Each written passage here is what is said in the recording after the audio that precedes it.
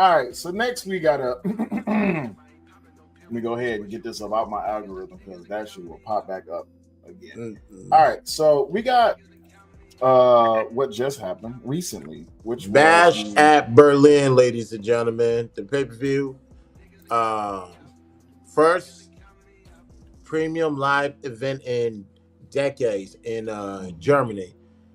Great, great turnout. I think it was they say it was the highest draw in for in German history regarding wrestling. So they did set box office records. So salute to them for that. Now, usually I'm not a fan of how they start the show with world championships or heavyweight titles. I'm not too keen on that. But they they did Cody Rhodes versus Kevin Owens for the undisputed WWE championship. Now, in the lead up to this, granted Kevin Owens, stand up guy, as of, for now, felt like he did not earn that opportunity on somewhat of a no titles in the last 7 years or 8 years. He felt like people in the locker room deserve it. Cody Rhodes said, "Nah, I'm gonna give you this opportunity for whatever reason." They agreed to it. Now you're battling. Do I want to bring the old KO back or keep it the new KO? And also, Cody Rhodes was nursing a knee injury. So with that situation, his knee did buckle during the matchup. And what the story was is Kevin Owens going to be a stand up guy, or is he going to go back to OKO, take advantage of it, and win the title? For the most part, he did it. Cody Rhodes was able to capitalize and retain his title. But I'm gonna say this, ladies and gentlemen, had that been me, I'm saying this right now. Here's something we learned in football and basketball. Injury or not, hurt or not, if you're good enough to get on that field, you're good enough to get on the court, you're 100% ready to go. No excuses. If you get injured, it will be exploited, and we're gonna get this done. So, and if you really have a guilty conscience about that, I will give you a rematch clause. Exercise your rematch clause, and once you get 100%, you can get a You can get a rematch. But I think KO should have cap. They should have capitalized that on Berlin. Maybe they're saving that for bad blood because we're expecting Kevin Owens to turn, go back to heel. So it was a somewhat of a solid match until it got a little bit too scripty at the end with the knee thing. But the match was cool. The match was decent. well, usually what happens, and I mean, we both been watching wrestling for forever, but that's an on the fly thing. You got to make adjustments now. You know what I'm saying? So with his knee going out, In the uh, storyline, right. It could be yeah, true, right. yeah, it could be true. I've seen, I watch a lot of mixed martial arts, and I remember quite a few fighters got injured, like badly injured mid fight. But that was in the prior FC and UFC. I'll never forget when Tim Sylvia's arm got broke by I don't remember, Frank Mir. Frank Mir broke Tim Sylvia's arm, Mm, and when he broke Tim Sylvia's, it was a flying triangle. And when he broke Tim Sylvia's arm, the only person to notice it was Herb Dean. When Herb Dean saw it, he ran over there and stopped the fight. Everybody in the stadium was like, "Man, what the hell is you doing?" And Tim Sylvia was like, "Bro, why is you stopping the fight?" He was like, "Bro, your arm is broke." He's like, "No, it's not. I can move my arm and everything." He's like, "Bro, your arm is broke." He's like, "Don't lie to me." right. So once that adrenaline wears off, it's over. Which knee going out, man, I don't know. Listen, Yeah. from all the years I played football and did everything else, when your knee go, it goes. It ain't no. I mean, you can get it back, but you limited it to what you can do. Yeah. Kevin Owens going back to heel, man, that would be amazing to watch. That I liked him as a heel. Yeah. It's time. It's time for a heel resurgence of Kevin Owens to come back. Next match was Bianca Belair, Jay Cargill versus the Unholy Union, Albafai and Saddam. Now let me tell y'all something. This is facts. This is news information. Alba Fire and Ilsa Dawn held the tag team titles for the quietest 77 days I've ever heard of in my life. I mean, the quietest 77 days. I looked up. 2 months done passed. What were y'all doing? They wasn't defending the titles on TV or in a live event. They didn't start doing that for the past, unless the past 2 or 3 weeks, because they won the titles at Clash at the Castle, and I forgot either one of them or both of them is from Scott in that same area, Scott in near Scotland. Yeah. So I get it. You gotta have one if you're gonna do a PLE in our home country. You gotta have one of our own win. I would rather Drew McIntyre beat Drew McIntyre involved himself in that triple threat match and won there versus these two, because we don't. Although we know they came from NXT, we don't know them like that to get them this type of level of push on the main roster. Yeah. And for them to beat Chelsea Green and Piper Pitt, and you had them beat Jade Cargill and Bianca Belair. Pull up, if for those who don't know, I know everybody who's watching should know. Pull up a picture of Jade Cargill and Bianca Belair. Well, before you go ahead. I'm sorry. Go ahead. I thought you was done. Go ahead. No, go ahead. Jade Cargill and Bianca Belair is built. When I say built, I'm talking about granite built. They built.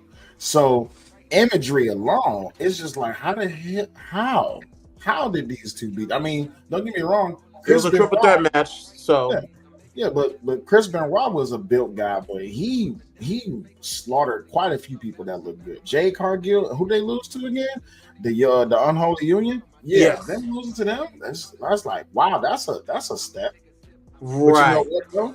I think the reason that they lost plays mention to what I'm about to show you. Did you see the interview afterwards? No, I did not. I'm aware of an AEW comment, a question that was thrown out in Jade Cargill's response, which I agree, by the way. But yeah, I didn't catch it up. But yeah, we can play it. You know what? I'm so tired of answering questions about AEW. I'm like I said, I'm proud to be from there. However, I'm here. I'm focused on what I'm doing next. And what's next is us just solidifying, owning these tag team titles and going out there and making a name for ourselves. Yeah, so if we just stick in just straight creative and storyline wise, the thing is, this could be a turn for them, right? Because she always dealing with the AEW question. And now they just lost. Now they're gonna have a different set of eyes on them. Like, are y'all solidified as the tag team? Are y'all really who y'all say y'all are? This could be a heel turn for them. This is just me looking at it from the outside in. And they won, by the way. They won the titles. Oh, okay, cool. Yeah, they won the titles. Yeah, they can set these damn balloons. They can am I ready? Are we ready for Jade Cargill? Jade Cargill heel is nice. It's something to behold. She held her own as a heel in AEW. I don't think people are ready for that quite yet, because there will be a WrestleMania. These two going at it is WrestleMania. Like, it's not Raw, it's not SmackDown, it's not any of these other pay-per-views. Like, we need those two in the main event at WrestleMania. So, do I think it's going to happen in Vegas? Probably not. But they will do a heel turn. I just don't know. I just don't have a timetable, because truth be told, who can beat them? Like, you guys, if you guys see Jade Cargill and Bianca Belair, you literally don't have a decent enough tag team division, which is fine, by the way, because I like Jade Cargill and Bianca. You don't have a decent enough tag team division to say they can beat these two, and you have to get them to travel from SmackDown to Raw as well. Yeah. Well, you can always throw in the monkey wrench. You can always do like a little separation, make them go against each other. wrestling is famous for that. Yes. Look at who was that was partnered with Shawn Michaels? I'm talking about it was a betrayal right on TV. When it was in like a little barbershop setting, he Yes. super through the window. Right. Do something like that. I mean, look at Matt and Jeff Hardy. Look at Christian and Edge. You can always throw something in that. Oh yeah. Main event says Apple Fire mother passed away right before the show. That's why they got. I remember that. I remember them saying that right before Bastion Berlin, her mother did pass away. So that was bittersweet. Like I said, you needed one of their own to win at that in that home country. So I understand why they chose Apple Fire. I don't agree with it. I would have been fine with Drew McIntyre inserting him cashing in and well, wait a minute, how did that go? I'd have been fine Drew McIntyre winning at Clash of the Castle. I'd have been okay with that. Albert Fire, we don't know them to do this. And like I said, they held the title for the quietest, ladies and gentlemen, they held the title for the quietest 77 days. No legitimate push, no legitimate title defense outside a couple things here and there, which didn't hold much weight. So I hate to say this, I'm pretty sure they are great tag teams and they're going to be here a long time coming. They gave this title to them too early, way too early. I would have gave it to Piper Niven and Chelsea before I give it to them. To Unholy or to Jay Cargill and Bianca Belair? No, the Unholy should never had the title. I would have gave it. You either keep it on Jay Cargill or Bianca Belair, or you felt the need to change the titles, give it to Piper Niven and Chelsea Green. I would have been okay with that. Don't give it to them. We don't know enough to them to draw a connection with them like that. Let them build themselves up, and we can see about them being champions next year, not this year. Too early. Now, I did see clips on YouTube from the WWE Network of the strap match between CM Punk and Drew McIntyre. Yep, that was a match, and that was you know what? I've been watching CM since he's been back. Well, first he came back to AEW, he came back to WWE. But this is the best I've seen CM be in a while. Yes, he's been putting in some work, but this strap match was good, and I think them matching him up with Drew McIntyre, since they already had a little bit of a storyline, was a good thing to do because Drew can put in some work. Plus, he got that image. He looks like a wrestler. CM, he looks like a Punk, but man, he put in a body of work. How'd you like that match? It was a great match, and go ahead and put me in solo screen because I got a lot of crow to eat right about now. When CM Punk came back, Survivor Series in Chicago last year, I was not too thrilled about that. I was not too happy about it. I have vehemently spoke out against it. I did a 3-part video on why I thought that was a bad idea. Now, he stayed in his lane. He stayed to the cue cards. Well, to the script, excuse me. I do like how the WWE allowed him and what's his name, Seth Rollins, to have a segment unscripted, meaning no producers, no nothing. Everything you saw from that segment generally came from CM Punk. It generally came from Seth Rollins. No holds bar, unedited, whatever. I was like, all right, cool. Then Royal Rumble happens. He got injured. Now, prior to all that, I will say this. I was expecting him to crash and burn. A lot of people in the locker room thought he was going to crash and burn. It is September 4th. Not only is he still on the roster, he's getting in better shape than he's ever been in his whole entire life. His promo skills it's never going to go anywhere, ever. And he has not been a team player. And not only that, I'm aware of his involvement with mentoring the talent in NXT. So with that being stated, Christopher J, was wrong about CM Punk. I take all my words back.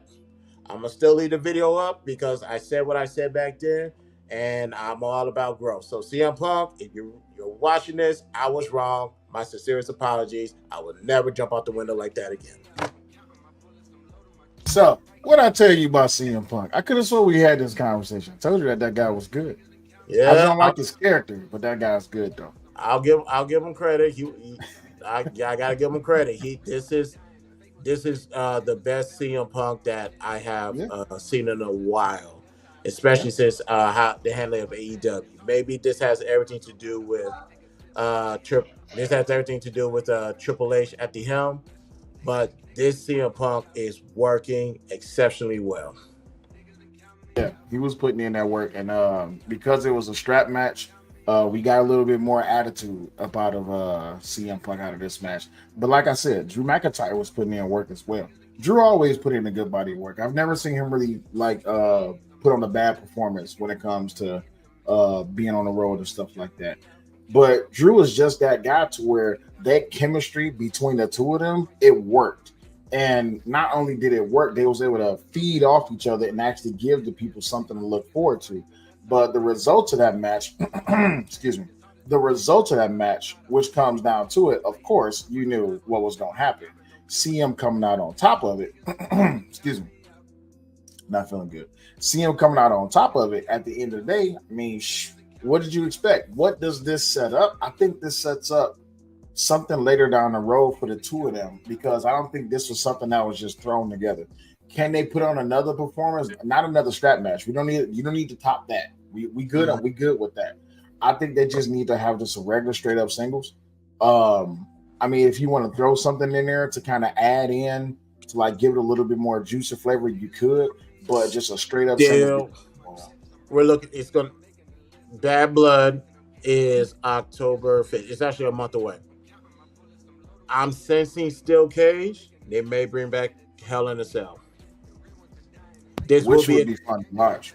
you're right. This will be a trilogy. So I reckon this is going to be their last match for story that they're doing.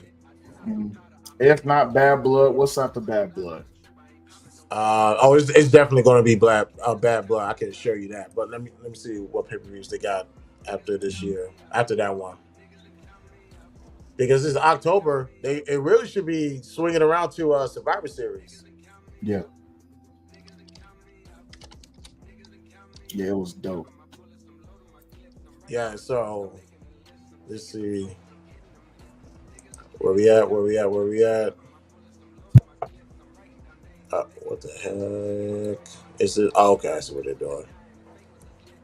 Go through this, and this, and this. Okay, that's Halloween Havoc. Oh, Crown Jewel.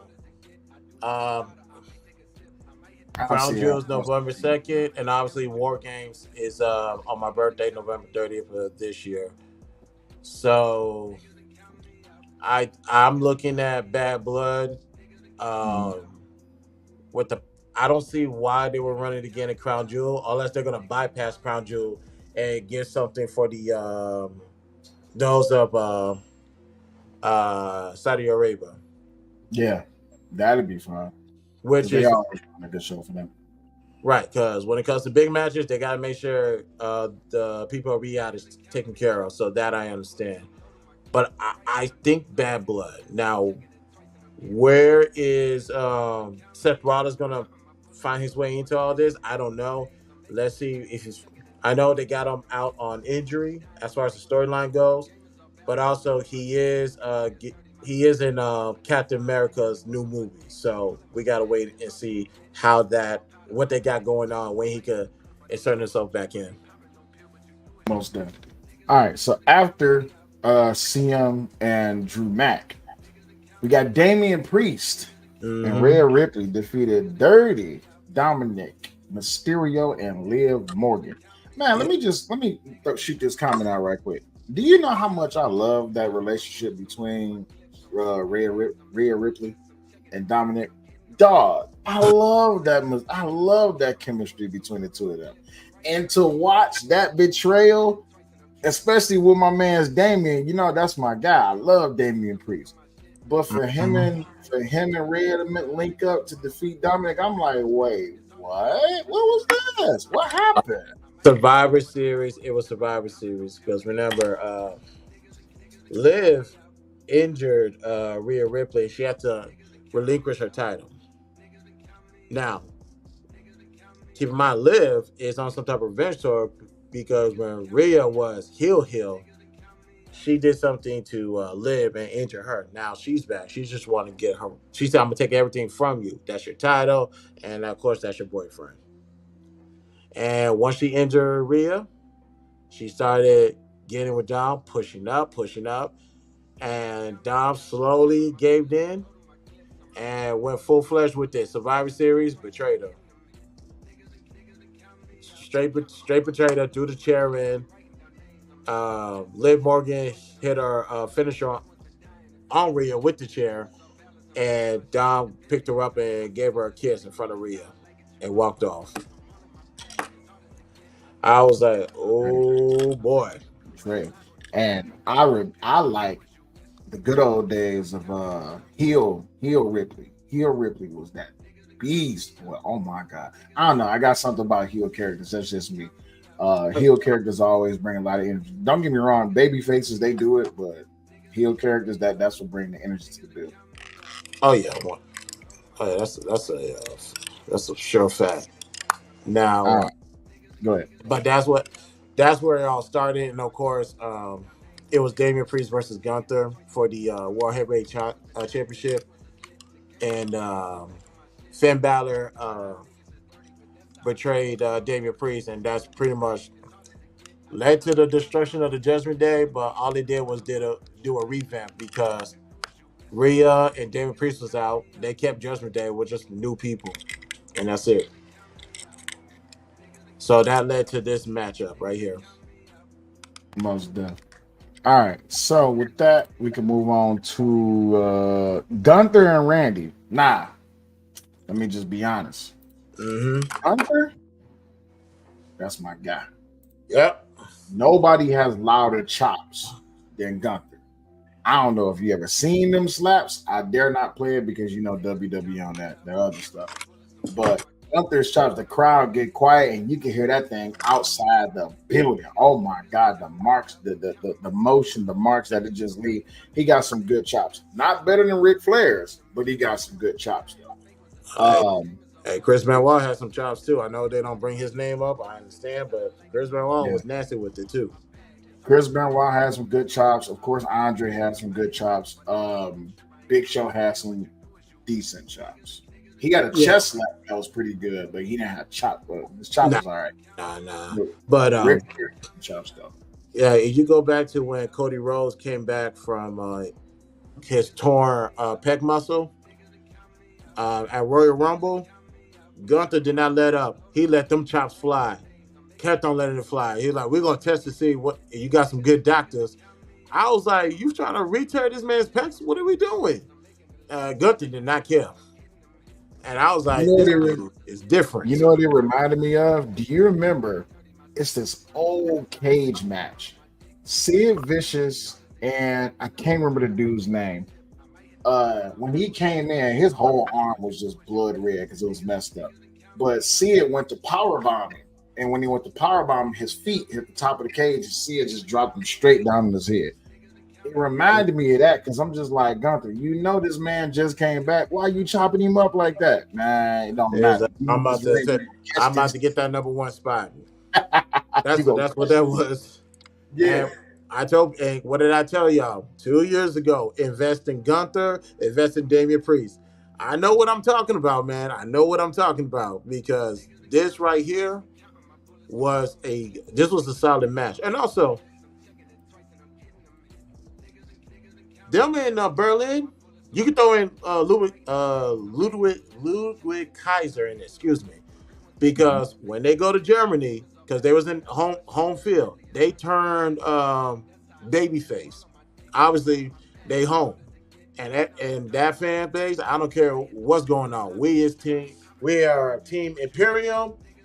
Ludwig Kaiser had a great match on Friday night for the open invitation for the U.S. title. Crowd was behind him, although he lost. Crowd was definitely behind Gunther, and Gunther stayed focused throughout the match. Every now and then he gave into the crowd, and then of course I'm in my backyard, so I'm gonna show out. But they showed that they can be babyface if they want to. They can play to the crowd. However, that's only in Germany. I like them where they're at right now. I like them heel. Keep them there. We need decent bad guys in WWE. I like where this is going. Keep this up.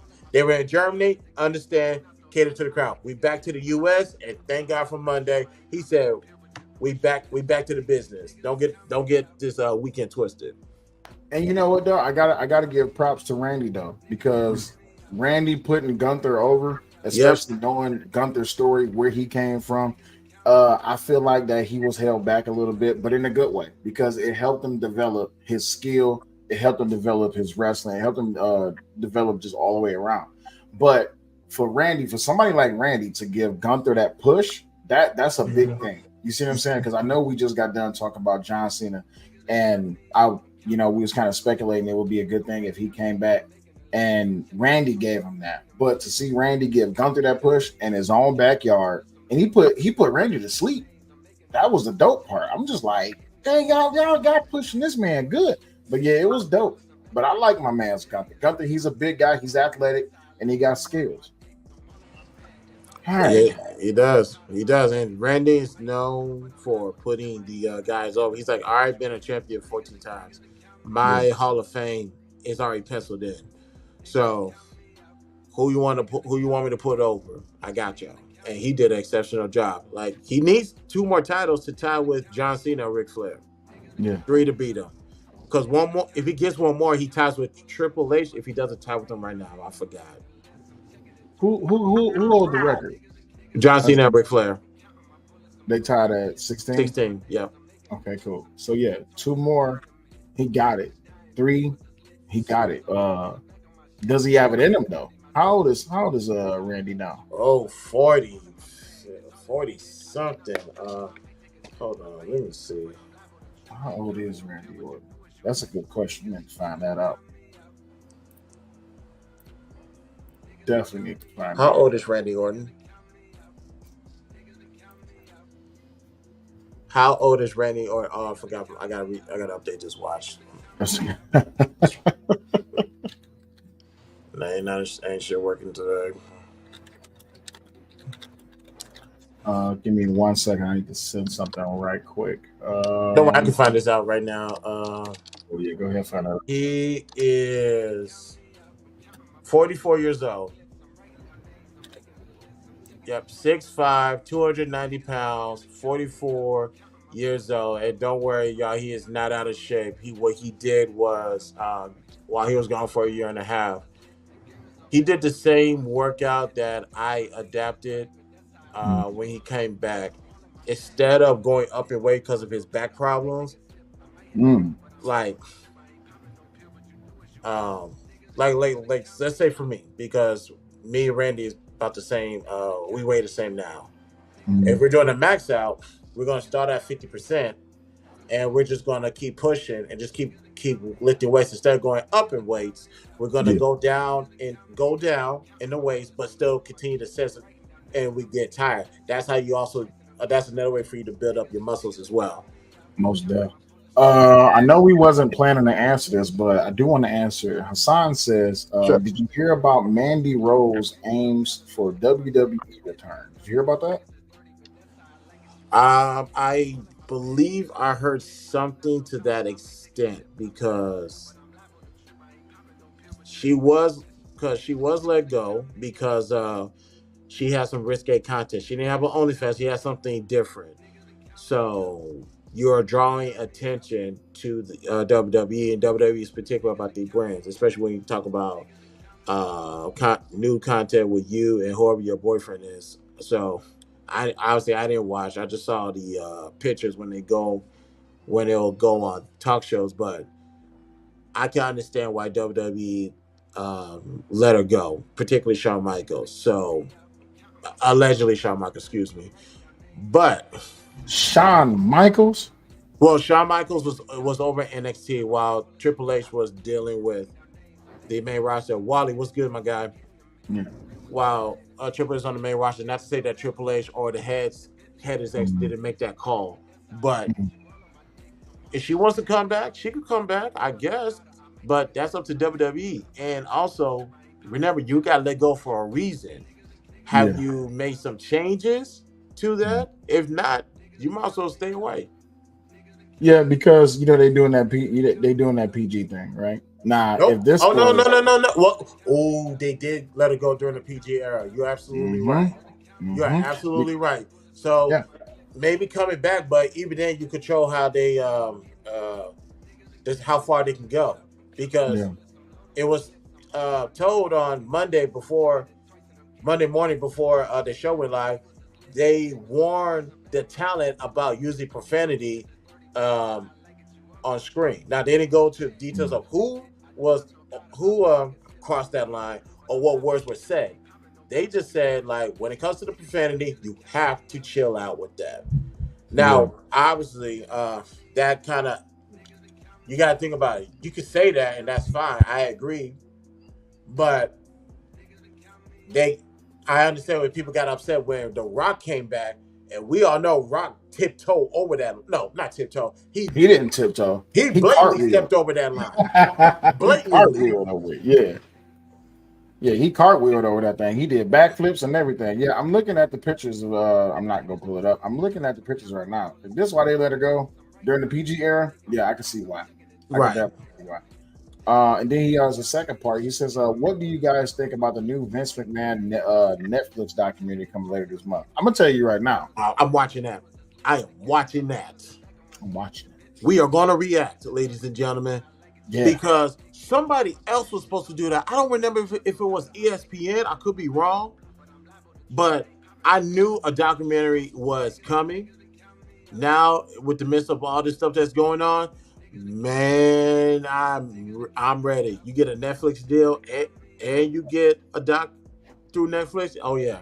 you think it's gonna be like 30 for 30 style, Um.